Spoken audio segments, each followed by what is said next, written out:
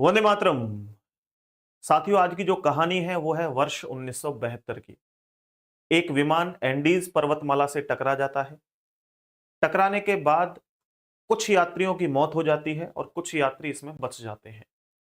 जो बचे हुए यात्री थे वो 72 दिनों तक बर्फ में फंसे रहते हैं। बर्फ में फंसे रहने के बावजूद जब उन्हें भूख लगती है और भूख बर्दाश्त नहीं होती, तो जो लोग वहां विमान घटना में मारे गए थे, उन लोगों की लाश खा करके वो अपनी जान बचाते हैं। तो साथियों, मेरा नाम है विवेक चौधरी और आप देख रहे हैं कंपटीशन गुरु यूट्यूब चैनल।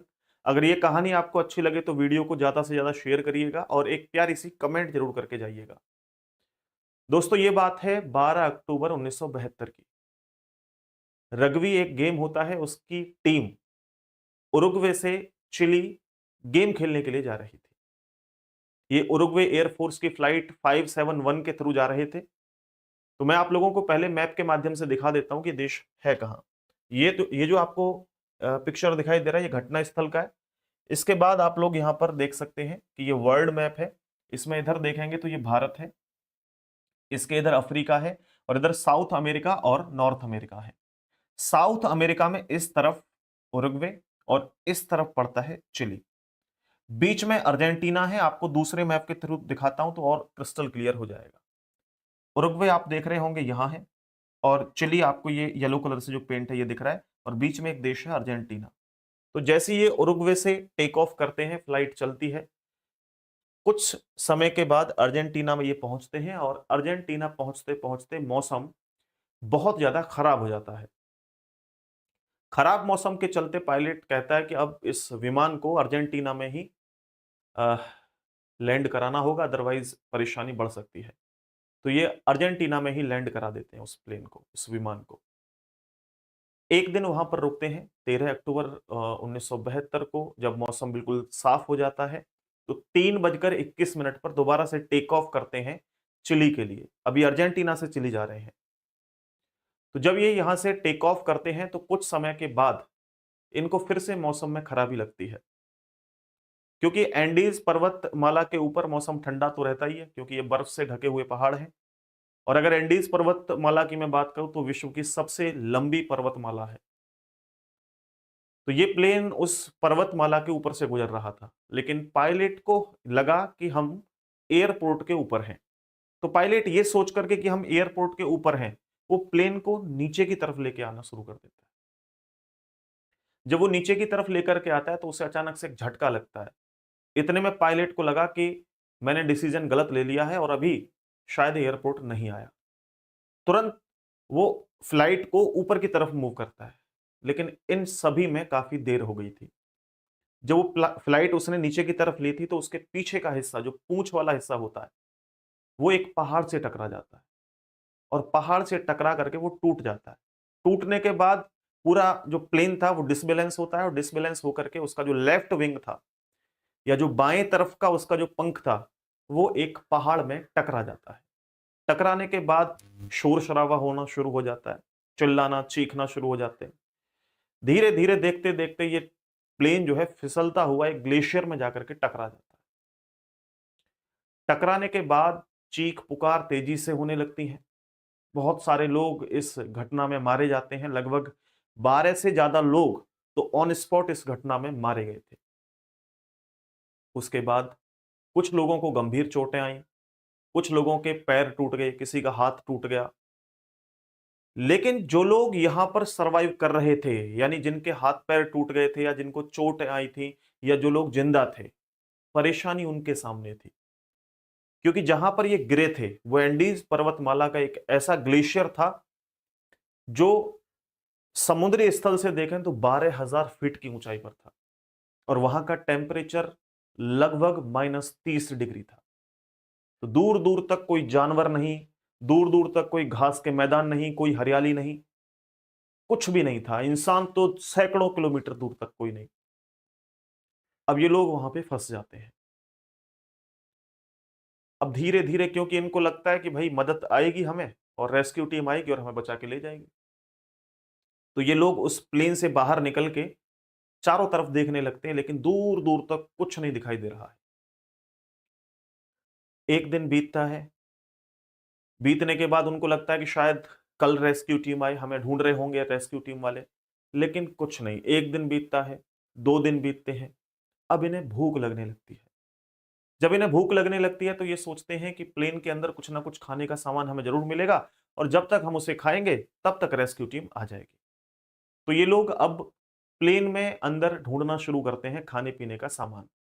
तो अंदर इन्हें कुछ चॉकलेट, अंजीर, बादाम, खजूर, जैम, वाइन जैसी अलग अलग चीजें खाने को मिल जाती हैं, लेकिन पर्याप्त मात्रा में नहीं थी, बहुत थोड़ी मात्रा में थी, क्योंकि यहाँ का जो सफर था वो उनका एक बहुत लंबा सफर होने वाला था। लेकिन उनको इतना अंदाजा नहीं था कि इतना लंबा समय हमें यहाँ बर्फ में रहना पड़ेगा।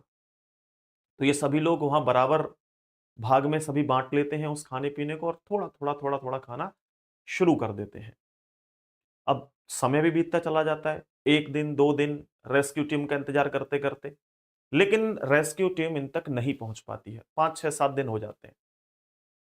अब ये लोग उस जो प्लेन के अंदर सामान था उस सामान को निकालते हैं और वहां बाहर इस तरीके से जो है वो निशान बनाना शुरू करते हैं कि ऊपर से अगर कोई प्लेन निकल के जाए, कोई हेलीकॉप्टर निकल के जाए तो उनको पता लग जाए कि नीचे जो है वो लोग फंसे हुए हैं और बचा लिए जाएं। तो मैं आपको एक फोटो के माध्यम से दिखाता हूं कि इन्होंने किस तरीके से जो है वो चीजें मेंटेन की थी। तो आपको एक दिख रहा है यहाँ पे ये खंबा जैसा इन्होंने बनाया है। इसके बाद में SOS का निशान लगाया था। ये लिपस्टिक वगैरह इस तरह की चीजें लेकर के गए थे तो उससे निशान लगाया था जहाज के ऊपर, क्योंकि ये बर्फ से ढके हुए थे। बर्फ पड़ती थी तो सफेद सफेद हो जाया करते थे। तो जब ऊपर से रेस्क्यू टीम का हेलीकॉप्टर निकला करता था तो नीचे का कुछ भी दिखाई नहीं दिया करता था कि नीचे कोई है या नहीं है। तो ये सभी लोग अभी फंसे हुए हैं, कुछ भी मदद इनको नहीं मिल पा रही है। धीरे धीरे धीरे धीरे खाना पीना जो भी इनका था, जो प्लेन के अंदर से इन्हें मिला था, वो भी खत्म होने लगता है। 10 दिन बीतते हैं, 15 दिन बीतते हैं। अब भूखा व्यक्ति कब तक रह सकता है? 1 दिन 2 दिन 4 दिन 6 दिन, लेकिन लंबे समय तक भूखा नहीं रह सकता। अब इनकी भूख बर्दाश्त से बाहर हो जाती है। अब ये चिल्लाने लगते हैं, इतना स्टेमिना, इतनी ताकत इनके अंदर नहीं बचती है कि चिल्लाने की आवाज भी दूर तक जाए। वहीं जो है ये परेशानी में डूबते रहते हैं और मतलब हालत इनकी दिन और दिन लगातार खराब होती चली जा रही थी। तो इनके साथ एक डॉक्टर भी यात्रा कर रहे थे, उनका नाम था डॉक्टर रॉबर्ट कैनेसा। वो भी यात्रा कर रहे थे। उन्होंने आकर के इन सभी लोगों से कहा कि देखो अब हम फंस तो गए हैं और रेस्क्यू टीम का भी पता नहीं कब तक आए, कितना समय लग जाए। अब जब तक जान है तब तक तो प्रयास तो करना पड़ेगा, तो अपनी जान को बचा के रखना पड़ेगा। अब जान कैसे बच सकती है? दूर दूर तक कोई जानवर नहीं है, कोई हरियाली नहीं है कि हम उसे खा सकें, ऐसा कर सकें। केवल पानी पानी है और इसको भी हम लोग जो है जहाज के कुछ खराब इक्विपमेंट से निकाल के लाते हैं और बर्फ को पिघला करके पानी पीते हैं, लेकिन केवल पानी से भी काम नहीं चलेगा। तो उस डॉक्टर ने कहा कि भाई साहब एक तरीका है मेरे पास, अगर आप लोग चाहो तो। बोला तरीका क्या है? कि मैंने साइंस में पढ़ा था, या मैंने जब डॉक्टर की तैयारी कर रहा था, या मैं जब डॉक्टरी लाइन में गया तो मैंने पढ़ा था कि जानवर का और इंसान का जो मांस होता है वो एक जैसा होता है। तो इंसान का मांस खाने से कोई नुकसान नहीं होता। ये सुनकर के सभी लोग बड़े घबरा जाते हैं कि यार कैसी बात कर रहा है। तो उसने कहा देखो प्रैक्टिकली तो ये लगता है कि हाँ मांस इंसान का और जानवरों का एक जैसा है, लेकिन प्रैक्टिकली तो लगता है, लेकिन खा नहीं सकता कोई व्यक्ति। और खास तौर पे जो लोग वहां उस प्लेन में गए थे वो परिवार वाले, है ना, यार दोस्त थे, तो कैसे खाते? वो नहीं खा सकते थे। लेकिन काफी परेशानियों का सामना करना पड़ रहा था। अगर मांस नहीं खाते लाशों का निकाला हुआ तो वो खुद भी मर जाते। तो लास्ट में डिसीजन लेते हैं कि ठीक है हम लाशों को खाना शुरू कर रहे हैं, और ये उन लाशों को काट काट करके खाना शुरू कर देते हैं। नेशनल जियोग्राफी एक चैनल है, उस पे इनका एक इंटरव्यू है। उन्होंने बताया कि जब मैंने मांस काट करके खाना शुरू किया था तो मेरा दिल बहुत घबरा रहा था।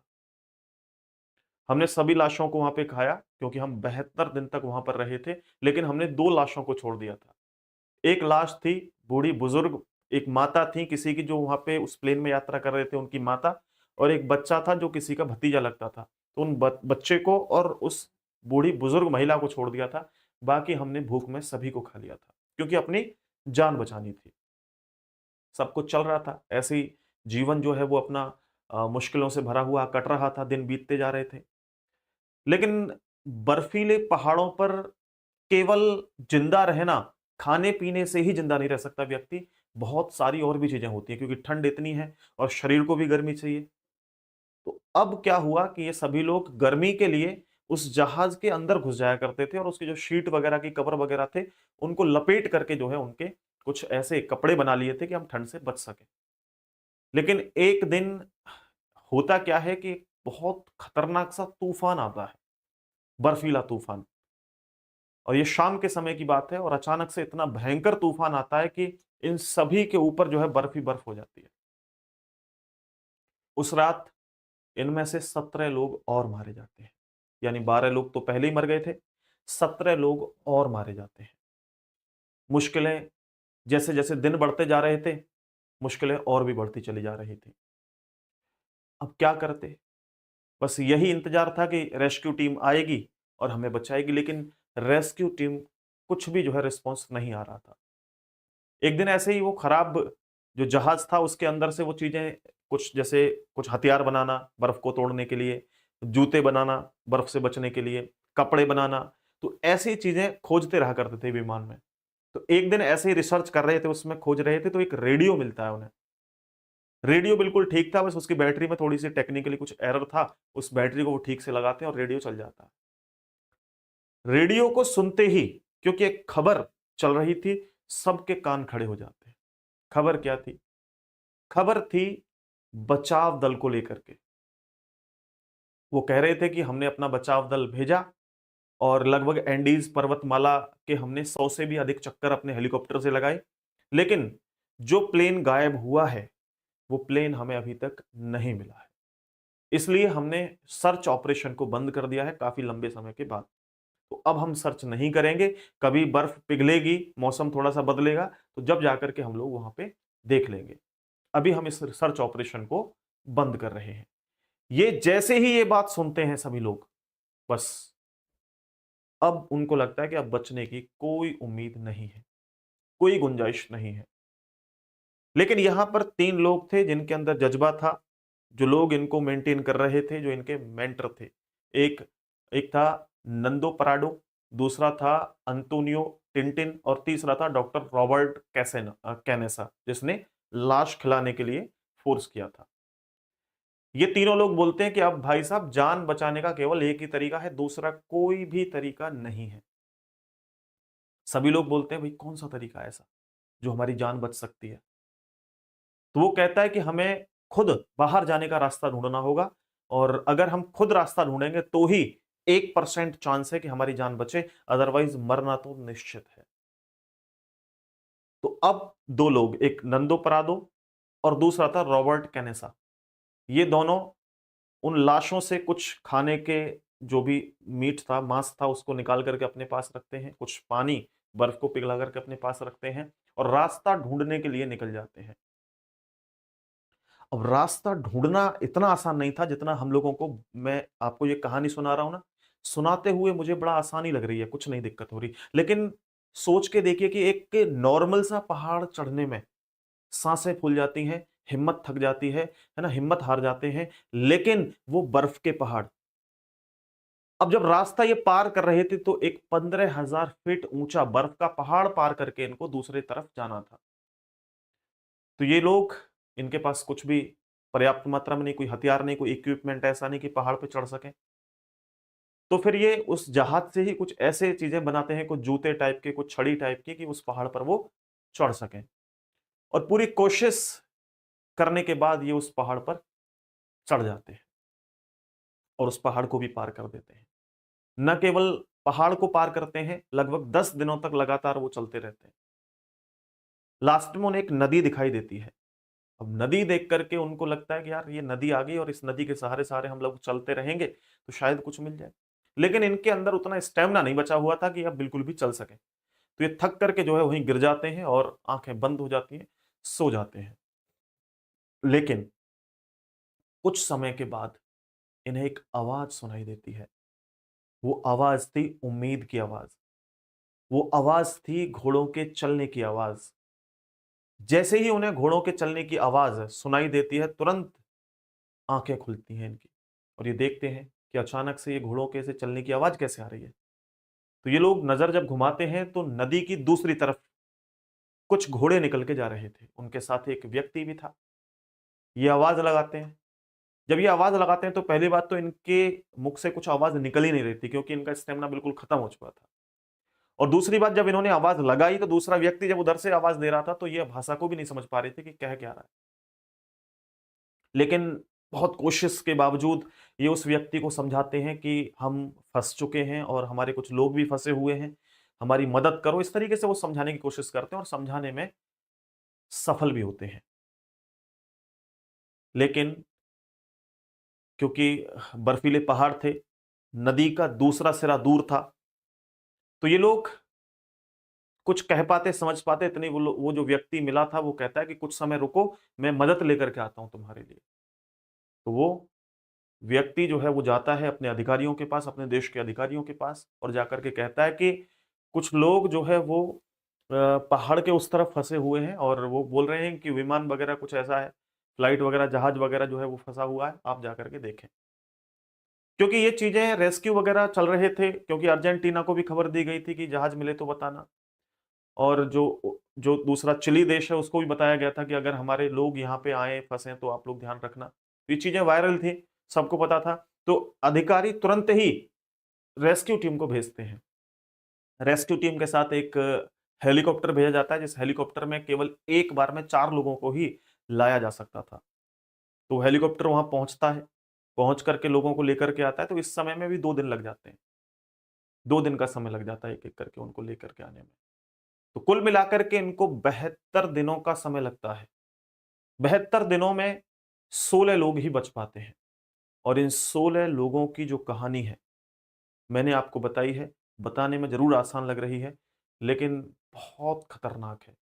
साथियों, जब इन्होंने आकर के अपने इंटरव्यू दिए और जब इन्होंने आकर के बताया कि हमने लाशों को खाना शुरू किया था, तो बहुत से लोगों ने इन्हें चर्च जाने से मना कर दिया कि चर्च में नहीं जाओगे तुम। बहुत से लोगों ने इन्हें अपनाने से मना कर दिया।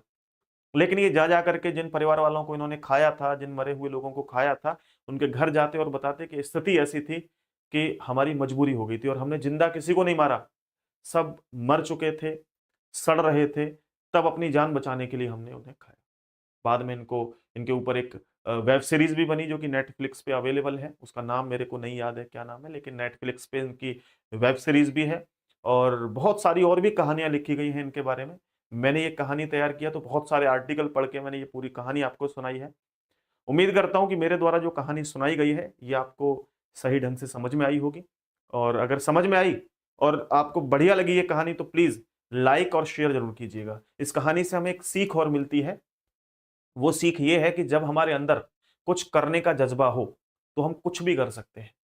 जान बचाने का जज्बा था इन लोगों में और इन्होंने जान बचा ली। कितने खतरों के खेल सामने आए, कितने खतरे सामने आए, लेकिन उन सभी खतरों को पार करते हुए इन्होंने अपनी जान को बचा लिया। लेकिन दूसरी ओर थोड़ी किस्मत की भी बात होती है, क्योंकि अब किस्मत और मेहनत दोनों ही चीजें मिलकर के जो है वो तकदीर बनती है। चलिए साथियों, आज की कहानी सिर्फ यहीं तक थी। आप और भी तस्वीरें कुछ देख सकते हैं। ये भी देखो, उस विमान की तस्वीर है, आप लोग यहाँ देख रहे होंगे, है ना। और ये पीछे जो पहाड़ है ये बर्फीले पहाड़ है टोटल। और ये एंडीज पर्वत अगर मैं आपको बताऊं तो ये कहाँ है, तो टोटली आप लोग यहाँ देखिए कि इस क्षेत्र में ये एंडीज पर्वत है पूरा, यहाँ से आता हुआ इस तरीके से ऊपर भी है। तो ये अमेरिका का क्या, वर्ल्ड का सबसे लार्जेस्ट जो है वो पर्वत श्रृंखला है, पूरी बर्फीली है। इसके अलावा अगर आप में से कोई भी स्टूडेंट वनडे कॉम्पिटिटिव एग्जाम की तैयारी कर रहे हैं, जैसे एसएससी, रेलवे, पुलिस या अदर कोई भी competitive exam, UP triple SC का एग्जाम हो या हरियाणा के किसी एग्जाम हो, हरियाणा का किसी किसी भी विभाग का एग्जाम हो, जिस एग्जाम में आपकी रीजनिंग का सब्जेक्ट और हिंदी का सब्जेक्ट आता हो, तो आप लोगों के लिए स्पेशली दोनों सब्जेक्ट का कंबाइन एक बैच हम लोग लेकर के आए हैं, जिसकी फीस 699 है, यानी 699 रुपए। तो आप 699 रुपए में कंप्लीट बैच इनरोल कर सकते हैं, खरीद सकते हैं। एप्लीकेशन का नाम है कंपटीशन गुरु, जल्दी कीजिए और इस बैच को आप लोग अभी इनरोल कर लीजिए, क्योंकि इस पे ऑफर चल रहा है। इसके बाद अगर इस बैच से संबंधित कोई भी जानकारी लेनी हो तो ये हमारा नंबर है 9716818470। इस नंबर पर संपर्क करिए और अपनी पढ़ाई को और बेहद खूबसूरत बनाइए। चलिए, आज के लिए इतना ही। नमस्ते, राम राम, जय हिंद।